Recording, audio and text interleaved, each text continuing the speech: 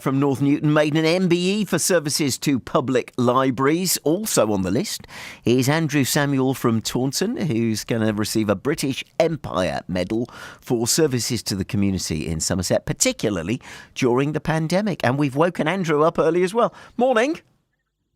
Good morning. Congratulations. How are you feeling? A bit overwhelmed. Yeah. Yeah.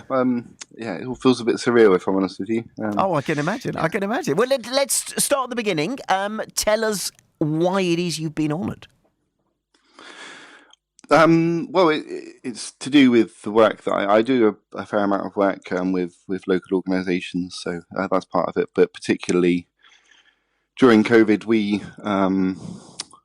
created a support group and then created a phone number that people could phone into a few weeks before the council managed to do it. And then I wrote a piece of software to help log calls, which was used by various support groups around Somerset. And then we had a mad moment about 3 o'clock in the morning and opened a shop. So that's what I did during COVID. And then I also I was part of the team that reopened the brew house. I do a fair few things around the area. But now, you see, you're ever so modest in the way that you talk about the things that you've achieved. But, you know, to go back to that time, COVID, and like you say, getting a phone line up and running, getting a shop up and running, you not only did it, but you did it in kind of double quick time because you had to. And that takes a certain kind of someone, doesn't it? Well, as a group, we opened the shop from the idea, the actual conception of the idea, through to actually opening the door was 2 weeks, which when I look back on seems insane. Like, it's there was a lot that happened, but the truth is that there's a whole team of people that are required to do that. It isn't just one person. It's I might have been, making decisions and stuff, but there was a raft of people that came together to do that. So it wasn't just me by any means. It's lovely, isn't it, to that bit of our history that we all shared, whatever our walk of life. We all were affected by COVID pretty much in the same way.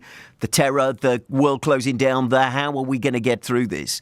To a couple of years on, knowing that the world is that little bit better in terms of certainly the way that COVID is, to be recognised for that is a lovely bit of your own personal history, isn't it? That in the years to come, that will be a brilliant thing to look back on.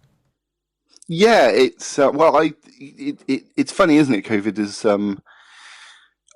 People have often said in the past that the community spirit's dead, but I think COVID reawakened it. I think there was a lot of people who there were neighbours that I just didn't know before that, but this made us all come together, and it's something I think everyone's going to look back at, and I'm sure I'll be boring my grandkids to death with the stories, but well, I would hope so. I would. That is an absolute dead certainty, Andrew. You must definitely do that. Of course, the other bit of history as well is that this is the King's first honours list. This is the first one he's signed off on. So that again is another bit of history you've found yourself in. Yeah, I noticed that. I only realised a couple of days ago, but because of course I've known for like weeks, but I've had to keep it a secret, which is probably one of the most difficult secrets I've ever had to keep a secret. But yeah, I realised a couple of days ago that this is his first New Year's Honours list, which is it feels a little surreal to know that the Prime Minister was handing my name over to the King. That's. Doesn't feel right that they even know that I exist. So yeah. You're too modest. You were too modest. It's absolutely right that they know and that they discussed and that they planned. And here you are. Tell me about you said about keeping it a secret. Who did you tell? Because you had to have told someone, surely. Officially, I'm not allowed to have told anyone. I must confess that I couldn't keep it from my wife. That was the thing I couldn't. Which, to be honest, is my wife is the reason really that I can get away with doing all of this stuff, because she's there for looking after the kids and stuff like that. So I wouldn't be able to get out and do this stuff if it wasn't for her. So she's probably just as much as important. And yeah. Now, talk me through. Do you get an email? Is that what you get rather than a letter these days? I did. I got an email with an attached PDF of a letter that just said. Oh, sorry. Yeah, I was just going to say. So you click on the PDF, and your brain is going, "Wait a minute, this can't be right." So you've got you going, "What?" And then when you tell your wife, what does she say? I can't remember, if I'm honest. It was all a bit of a. I think I did keep it a secret for about a day or so before I told her. I was just weak and gave up. But yeah, it says, a letter in confidence from the Cabinet Office, and I think the first thing you think is this is a wind up.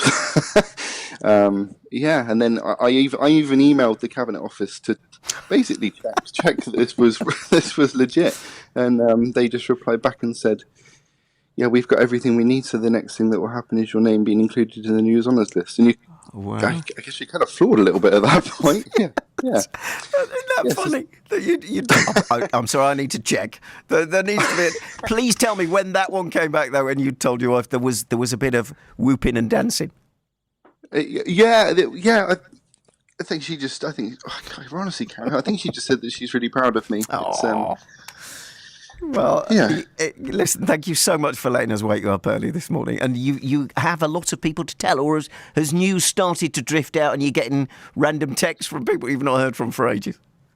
Well, yeah. So because I was obviously last night I was frantically refreshing the page to see if my name was definitely on there. And then within about under half an hour, 2 different people had posted on Facebook tagging me. So they must have been doing the same as me. I don't know why, but yeah. But now maybe they're going, "Damn, I'm not on the list." That's what, and blimey, Andrew is. Well, one of the people who was the co-director in the shop, Andrew Pulsford, who when we were running the support group, he was 100%. He was the person who was coordinating the entire support group, and I think he should be noticed for that as well. It's yeah. Well, look, it's brilliant that you're on the list, and we are so glad that you've taken the time to tell us about the thought process that goes behind getting that email. And and your wife is right. We are very proud of you. And listen, you keep us posted, because when you are awarded the actual medal, we want to follow that up with you, if that's all right, Andrew.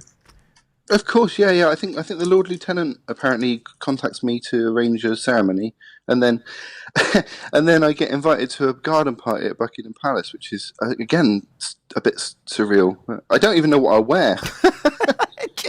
What do you wear to Buckingham Palace? I think you have to wear something vaguely smart, but I don't know. I'm going to suggest dungarees, and we'll leave that with you. But listen, Andrew, congratulations. It's a much deserved honour, and fantastic work that you did through your job and through the community and through COVID, and all of that. And listen, thank you so much for letting us get you on this morning to share your story with us. Thank you, Andrew.